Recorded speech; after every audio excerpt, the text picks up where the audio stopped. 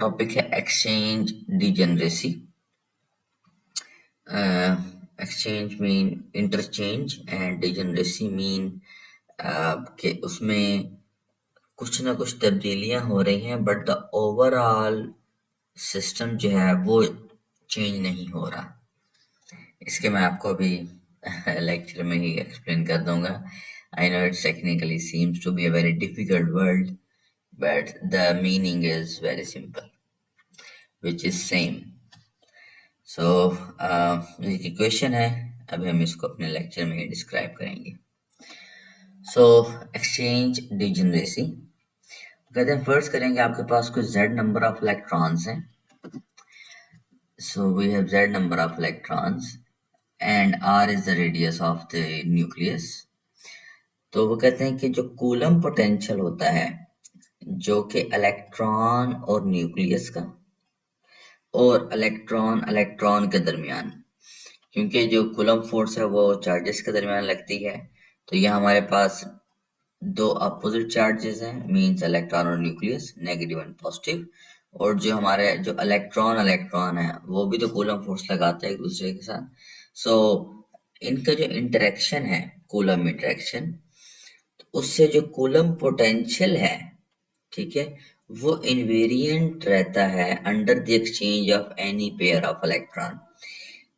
ये जो लफ्ज है ना, इनवेरिएंट, डिजेनरेसी, इन सब का एक ही मतलब है। And the meaning is in general, अगर आप इसको इन्हीं के लफ्जों के मायने में समझना चाहते हैं तो आप इसको यूं याद रख लीजिए कि degeneracy mean same, degeneracy mean same, same mean कि ये चेंज ना हो, कोई चीज फिक्स रहे।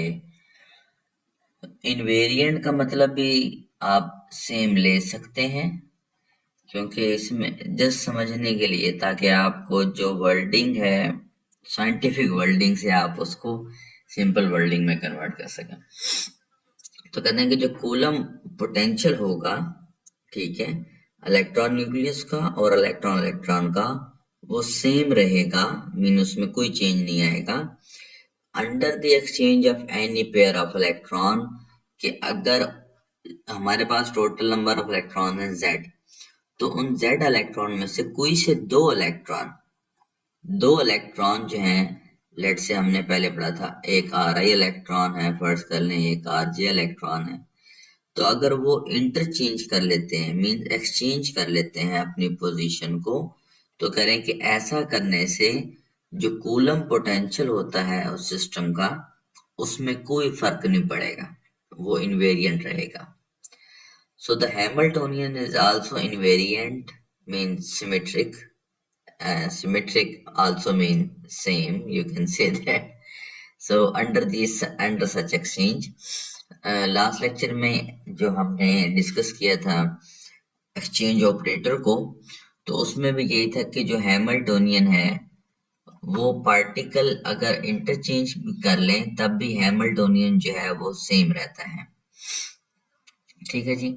सो यहाँ पे वही बात कर रहे हैं कि हैमिल्टोनियन जो है वो सेम इनवेरिएंट रहेगा, सिमेट्रिक रहेगा, सेम रहेगा अंडर सच एक्सचेंज, इस एक्सचेंज के नतीजे में। तो यहाँ इक्वेशन लिखी हुई है V की। अब टेक्निकली हमारे पास बात तो हम हैमिल्टोनियन की कर रहे हैं, तो यहाँ तो V लिखा हुआ है which is potential. So basically हमारे पास जो हैमिल्टोनियन होता है वो इक्वल होता है H is equal to P square over 2m plus capital B. So this capital B is basically the potential energy, and this part, this P square over 2m part is basically the kinetic energy. अब हम जो discuss कर रहे हैं वो है coulomb potential. Coulomb potential mean उसकी potential energy, और ये जो किनेटिक एनर्जी है ये रहती तो ये भी सेम ही है, लेकिन हमारा इसे इस तक कोई डायरेक्ट, इस वक्त कोई डायरेक्ट इंटरेक्शन हम नहीं डिस्कस कर रहे, क्योंकि पार्टिकल सिर्फ इंटरचेंज हो रहे हैं, उनकी पोजीशन आगे पीछे शिफ्ट हो रही हैं, तो यहाँ मोमेंटम या मास ऑफ द पार्टिकल या टू, इन तीनों टर्म्स का पार्टिकल के एक्सचेंज से कोई डायरेक्ट इंटरेक्शन नहीं है। मीन्स के ये तीनों टर्म पार्टिकल के चेंज होने से चेंज नहीं होती। ठीक हो गया। तो हम इसलिए इसके बारे में तो डिस्कस ही नहीं कर रहे। We are only talking about v. So v is equal to r1, r2, r3, so on to rz, because z was the number of electron. तो अगर हम इसको डिस्क्राइब करें, that will be equal to, it's a very famous equation, यहाँ direct equation लिखी है मैंने, but well, so it's negative summation I is equal to 1 to z and z is square over magnitude of ri minus r. तो ये जो first term है ये basically electron और न्यूक्लियस के इंटरेक्शन से प्रोड्यूस होती है या उस इंटरेक्शंस को कैलकुलेट करती है, आप कह सकते हैं। इसमें जो नेगेटिव है ऑफ कोर्स ये अट्रैक्टिव एनर्जी को शो कर रहा है, क्योंकि इलेक्ट्रॉन और न्यूक्लियस एक दूसरे को अट्रैक्ट करते हैं। अब आप कूलम पोटेंशियल की इक्वेशन भी अगर आप चेक करें, फर्स्ट ईयर में है, वहाँ नेगेटिव साइन आता है। ठीक है जी। आप हाइड्रोजन के फर्स्ट चैप्टर में जो हमने डिस्कस की थी energy, which was is equal to the ground state energy was minus 13.6 electron volt. This is also an attractive energy. ठीक है। So whenever we have attractive energy, we use the sign negative. I is equal to 1 to z, तो हम sum of values लेंगे are for all electrons, जितने भी electrons हैं। तो यहाँ हमारे पास I जो है ये number of electrons को represent कर रहा है, is equal to 1 2 3 4 5 6 so on to z, and minus r जो है ये हमारे पास रेडियस है उसका न्यूक्लियस का और centre of mass. and the next term is z summation i greater than j, कि यहाँ पर जो है ये हायर वैल्यू होगी, यहाँ लोअर वैल्यू होगी। ऑफ कोर्स हायर में से लोअर को माइनस करेंगे, then taking a mod and E square.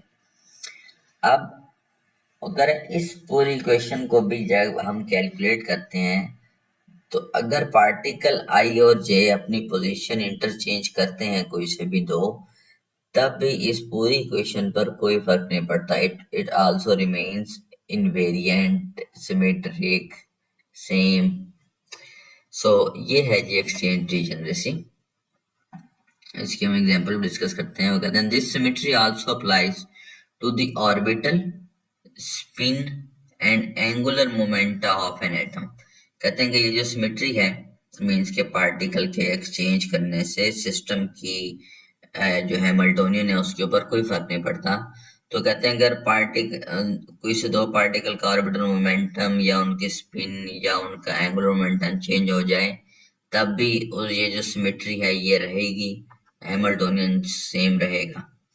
So the n particle of a system are said to be identical if the various observable of the system such as Hamiltonian, angular momenta and so on are symmetrical when any two particles are interchanged by their position. तो कहते हैं कि n particle system हो तो कहते हैं कि identical observables जो हैं मींस हैमिल्टोनियन मोमेंटम वगैरह वो सिमेट्रिकल होंगे अगर कोई से भी दो पार्टिकल अपनी पोजीशन इंटरचेंज कर लेते हैं। So by changing the position of any two particle in a system, the Hamiltonian, the angular momenta, the orbital and the spin and the angular momenta, ये सारी चीजें सेम रहती हैं, इनके ऊपर कोई फर्क नहीं पड़ता। Hence, when the Hamiltonian remains same under the exchange of particle, then the wave function corresponding to all possible electron exchange have the same energy E.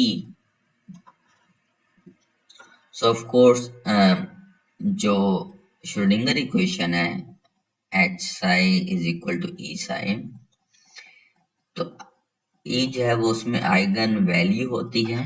तो कह रहे हैं जो H चेंज नहीं हो रहा, तो जब हम इस वेव फंक्शन पर ऑपरेटर अप्लाई करते हैं हैमिल्टोनियन ऑपरेटर को, तो उससे जो आंसर मिलता है E, तो E भी चेंज नहीं होगा। ठीक है, तो सेम E मिलेगा। सेम एनर्जी, राइट, क्योंकि हैमिल्टोनियन ही सेम है तो एनर्जी भी सेम रहेगी. For example, transition of any one electron from lower to higher orbit and another electron from higher to lower orbit. In such transition, the energy of the system remains the same. ठीक है, ये बहुत अच्छी example है. वो कहते हैं कि ये फर्ज कर लें कोई टू लेवल सिस्टम है आपके पास, उसमें ये एक इलेक्ट्रॉन है, ये दूसरा इलेक्ट्रॉन है और ये एक सिस्टम का हिस्सा है. ठीक, ओके, फर्ज कर लें एक एटम है. अब 5 इलेक्ट्रॉन वोल्ट का फर्ज कर लें कोई फोटॉन आया, उसने इस इलेक्ट्रॉन को अपर लेवल में शिफ्ट कर दिया और जो अपर लेवल पर जो इलेक्ट्रॉन था जब वो नीचे आएगा लोअर लेवल में तो वो इक्वल अमाउंट की एनर्जी रिलीज करेगा which is also 5 electron volt. अब दो पार्टिकल ने अपनी पोजीशन इंटरचेंज कर ली, लोअर वाला हायर पे चला गया, हायर वाला लोअर पे आ गया और जितनी एनर्जी सिस्टम में अब्सॉर्ब हुई उतनी एनर्जी सिस्टम से रिलीज हुई. तो इस सिचुएशन में पार्टिकल एक्सचेंज करने के बाद जो सिस्टम की एनर्जी है वो क्या रहेगी जी, सेम रहेगी, क्योंकि उसने जितनी एनर्जी अब्सॉर्ब की उतनी रिलीज कर दी. सो thus the value of Hamiltonian is degenerate Hamiltonian means Hamiltonian जो है वो सेम रहता है और इस प्रोसेस को, इस फिनोमिना को क्वांटम मैकेनिक्स में हम कहते हैं एक्सचेंज डिजेनरेसी. आई होप कि आपको समझ आया होगा.